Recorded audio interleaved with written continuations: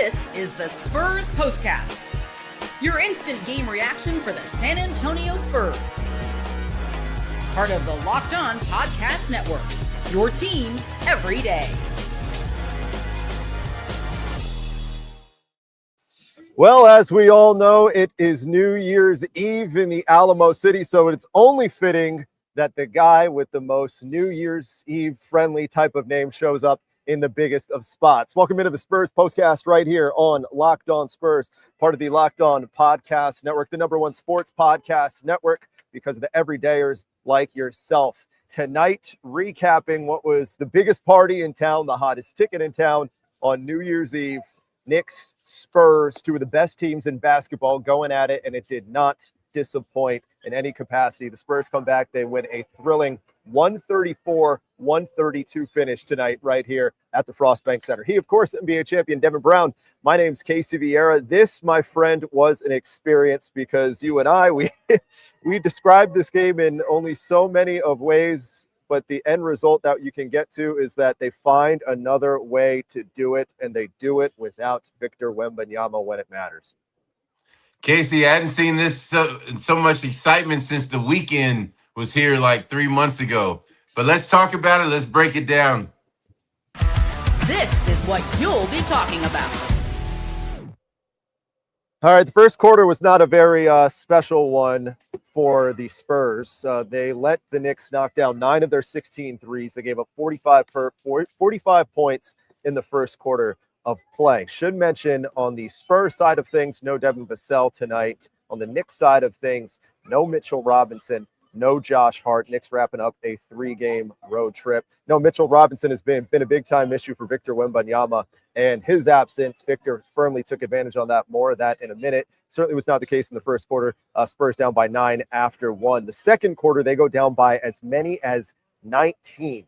19 points they trail in the second quarter, and it's starting to look like it's going to be a Knicks runaway, paired with the hot first half, paired with the fact that Wemby splits going in, going out. There was a stretch, 6.5 minutes in the third quarter where he left, and it was a 6-point game, came back. They were down 17. Ultimately, they get it back down to 10 before the break. Third quarter, Knicks go up by 14, and the Spurs get right back into the thick of things, hitting threes, getting turnovers, getting out in transition on the break. A 14-0 run in the first 2 minutes, 21-5. It turns that deficit all the way into a Spurs lead, 93-91, but Brunson pops off for 8 of his own to end the third quarter of the play after missing 11 of his first 15 shots, and the Knicks go back up by 9. Go to the fourth quarter, and this is where things get interesting. Victor Wembanyama lands awkwardly at the 10.5-minute mark, and he exits the game. And you're wondering, here you go. You know, it's not tremendously serious, but it's enough that you're wondering what's going to happen. And what happens? The Spurs go down by 11 points. But that's not exactly the finish. What happens is Julian Champagnie hits 4 threes in the fourth quarter, helps propel this monstrous rally. Spurs outscore him 35-22 the rest of the way after going down 11. On the back of Champagnie's 36 points, career high, 11 threes, franchise best, and a 134-132 victory. Make the most of this, my friend. Make something of this, because this was an evening, a New Year's Eve that Spurs fans are not going to forget for quite some time.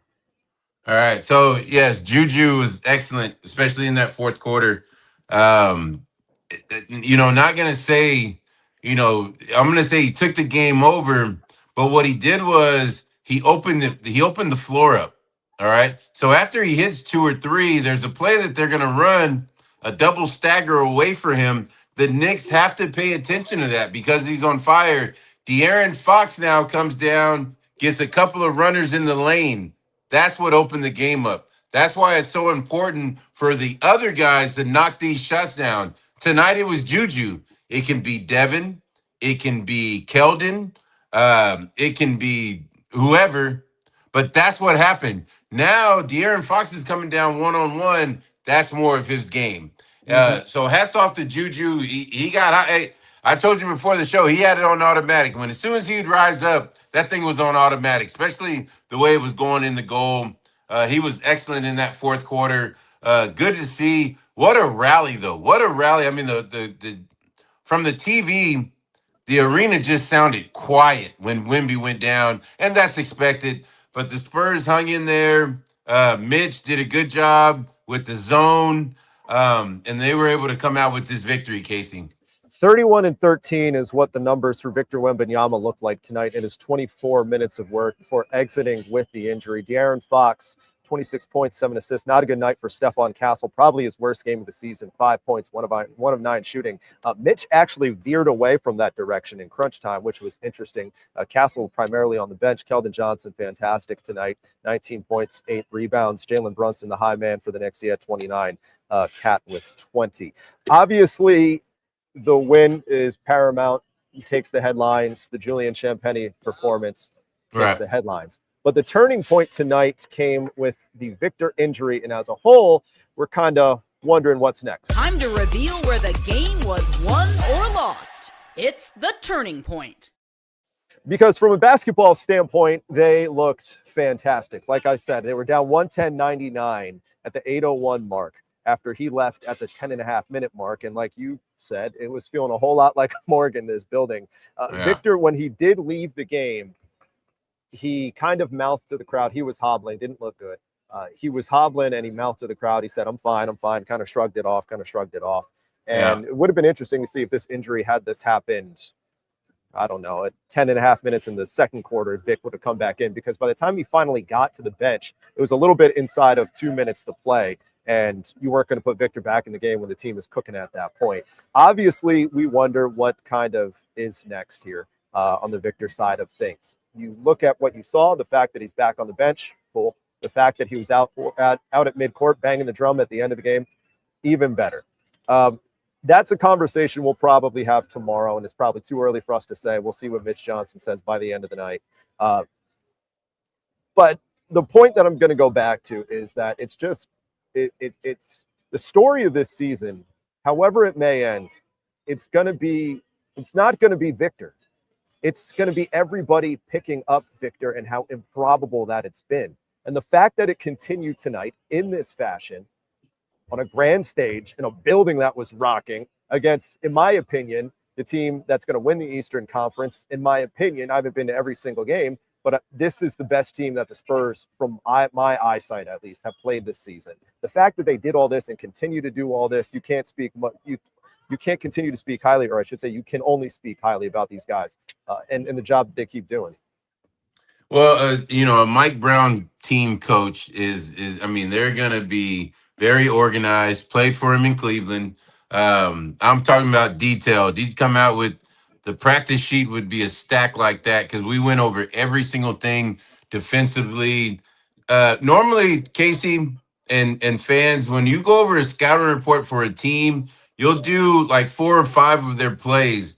Mike Brown would go over about 10 to 15 plays of what the other team did. That's how detailed he was. So, the Knicks are world coach. They look very good. They got a lot of weapons all over the place. My favorite, because I watch a lot of the NBA. My favorite Knick, though, right now is OG. OG is he's the man. I don't care about the other ones. OG, I think, makes them go. Now, back to your other point, about Victor. We're not going to hear probably, what's going to happen. May hear a little bit tonight. But let me tell you something. You said something very interesting, Casey. 31 and 13 in 24 minutes. Mm-hmm. That is ridiculous.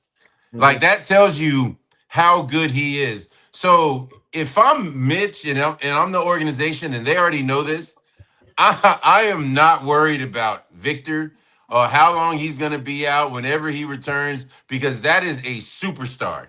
All right. The others is if he's out for 2 games, 1 game, a half, whatever, the others they're gonna have to continue to play well, and then all you're doing is adding Victor to this. All right. So I hate to see Victor go down with the injury like this, and hopefully he won't be out long. But if he is, it gives the others to get their rhythm back, and then you just add Victor to it. De'Aaron Fox big tonight as well in crunch time. 8, I'll double check, 8 fourth quarter points, I believe. I'll double check on that. Either way, fantastic when it mattered most. I think at what the Spurs team continues to do, and what's just this, I'm trying to figure out the exact wording to describe, the flattery that it can continue to give to these guys. But you wonder every single time when they do something like this, when things are going to level out, when the math is going to even out, because you just look at the previous two outings against the Cavs and against the Jazz, a Jazz team that they dramatically got trapped in. A trap game they just fell hook, line, and sinker into. A Cavaliers team that beat them up. A Knicks team that tonight, the way that fourth quarter was going in the early going, was starting to look eerily similar to the way that they beat the Spurs the first time in that NBA Cup game. A lot of runouts, a lot of miscues. Well, and to be honest, that's how the Knicks jumped out to an early advantage too. The Spurs at times in that first half lacked discipline. I think I even texted that to you directly when we were watching them. These guys just lack discipline. But they made the adjustments. Mitch made the adjustment. They collectively made the adjustment as a whole. And every single time we set a standard for them and want to kind of move the goalpost, they keep doing it. And they keep moving forward and they keep doing good things. They get it. They did it again tonight, my friend. Hey, so here's the thing, Casey. I'm starting to think that Mitch watches our show. Did you see Kelly Olynyk out there tonight?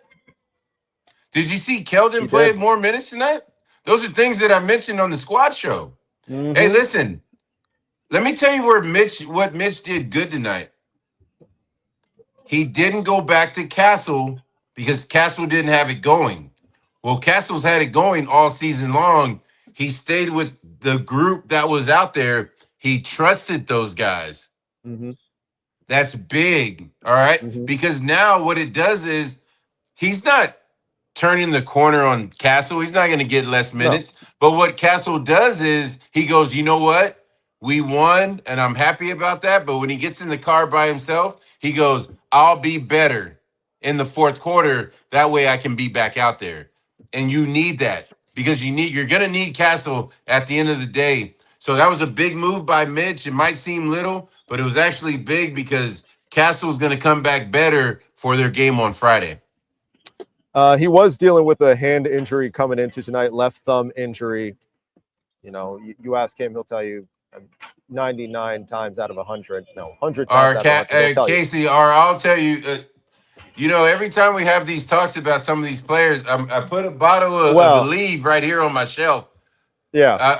Every time you start saying stuff like that, I'm going to reach for that. Well, you didn't let me finish that time. I was going to say, you didn't let me finish. I was going to say, Castle, he's a dog. He's not going to credit that. He's going to say, you know what? I went out, I shot 1 of 9. 1 of 9, it didn't play great. I'll be back to work on Friday against the Pacers.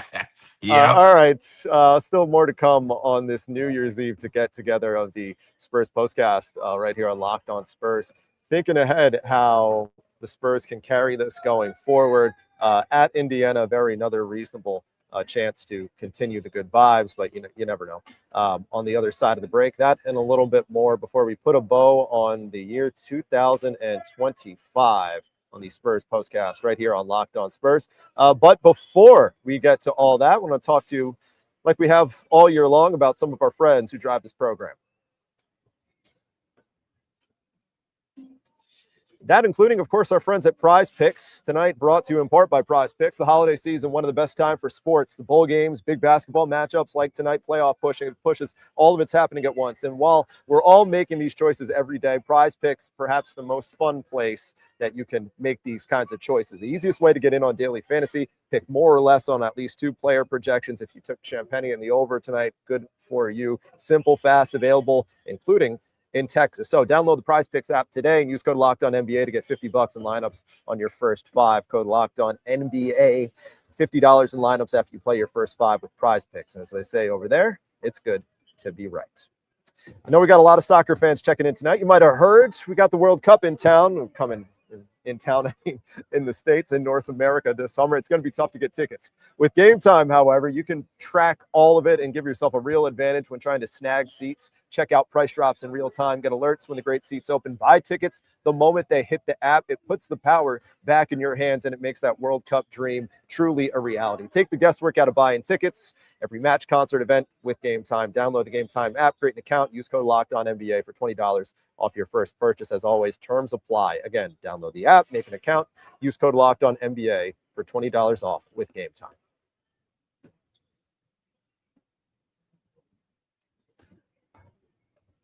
134-132 is what the final scoreboard reads tonight. Spurs snapping that mini 2-game skid and closing out the 2025 portion of the 25-26 calendar on a high note.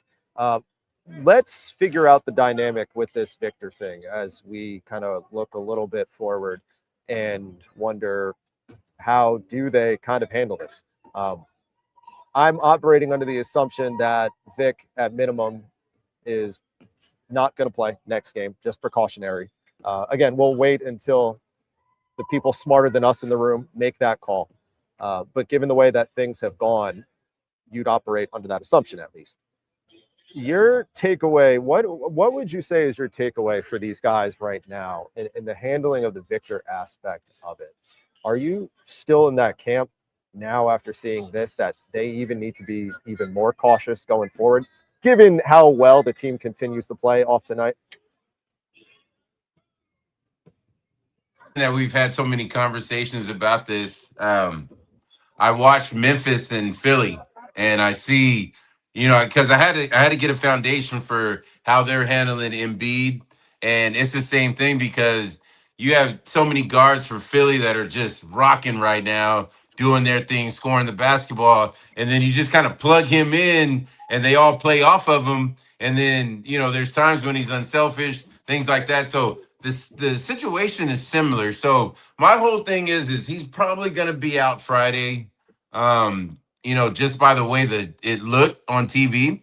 Now, if he plays awesome, then he's, proving us a lot wrong. But I'm thinking that he may sit this one out. And Casey, one of the things you gotta see is how he feels tomorrow and how the flight goes. Because if he travels with them, they may land. That's what is that, about 2 hour, 2:15 flight? 1:45, something like that. They may land. He gets to the hotel. He might get a little tight. So you just got to play this thing. You'll know by shoot around how he feels game day, and you just kind of go on from there, Casey. And right on cue, Shams Charania just tweeting this right now. Good news, relatively speaking, saying he suffered a hyperextension in his left knee. Initial tests come back negative and showed no major injury. That, of course, does, no major injury is not no injury entirely. I think that kind of checks out the eye test for what we saw a little bit. That it was enough to keep him out of the game, but not enough to knock him down out entirely and preventing from hitting the drum in front of everybody else. Hey, Casey, let me say this. So on the TV, Sean and Jacob were excited that he was back on the bench. He had the warm-up on, and they were like, well, I don't know, because, it's about, 2 minutes to go in the game. And then they showed him at a timeout, and he had, I guess those are Crocs. I don't know. It looked like Crocs he had on. And then they realized, oh, he's not going back out there. He ain't coming back. I figured it was, he put a bow on the night when he came back. One, on top of the fact that the team was playing fantastic. Two, I saw him go on the bench, and he was in the, we're full line side of the bench where we sit up here, and he was full warm ups at that point. So I'm like, oh yeah, that's a bow on the night. But now we just sit and we wait. We sit and we wait, and we hope for the best. And because I think we feel good. We feel good off what we saw. You have every reason to. But I think, again, the questions arise. Can they continue to keep this up? And the answer is they're going to have to. They have no choice. They have no choice. Yeah, they have no choice. And Friday, the Pacers are no slouch. They're going to, they're going to play 11, 12 guys. They're coming off of a loss as well. Lost to Orlando by 2. So they're going to be ready to go. We'll see what happens Friday night. 134, 132. I think I'm running out of superlatives to describe our player of the game tonight, but you know what? That's one more accolade we can give Julian Champagnie before we get out of here. This is the Locked On Player of the Game.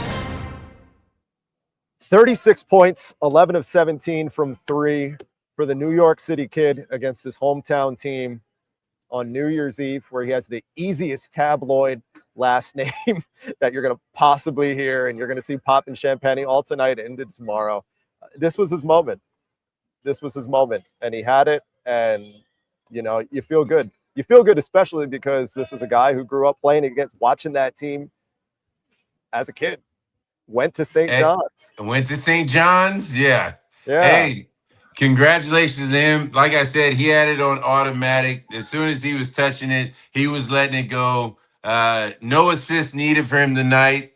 But he had it going, Casey, in every which way. And like you said, to do that against the team you grew up watching, wanting to play for, there's no better feeling. Trust me on that. I'm not going to lie. I thought I had a perfect headline written here, too. I thought Victor was going to come back through the tunnel since we're talking about Knicks parallels. And I was like, oh, this, of course, is his Willis Reed moment here.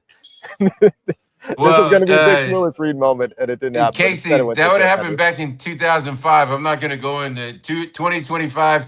No, sir. No, sir. No. Hey, but you know what? Spurs fans leaving this building tonight, very happy with the end result, and understandably so. Heading into 2026, following a 134-132 victory here at the Frostbank Center. Fun night, another great crowd, another energetic crowd, and every reason, team to their credit, offered every reason to feel exactly that. Happy New Year's to my friend. This has been fun. You know. Yeah, Happy New Year's to you and your family. Yeah, we're not even halfway through this season, and it's just been an awesome ride up to this point. Yeah. I hope you I hope you enjoy this as just as much as I've been enjoying this as well. And I do. Enjoying this with all the viewers, the regulars checking in at home, as you guys do with us every single day, whether it be the postcast, whether it be the squad shows, or Jeff Garcia on the title pod. You guys are the ones that drive this program. You've done it all 2025. So let's keep up the vibes and carry it into 2026. And plenty of reason to feel good. Spurs winners tonight, 134-132 over the New York Knicks. So for one last time in the year 2025, we sign off. For NBA champion Devin Brown, I'm Casey Viera. Happy New Year, everyone. Get around safe and get home even safer. And we'll talk to you Friday after Spurs Pacers.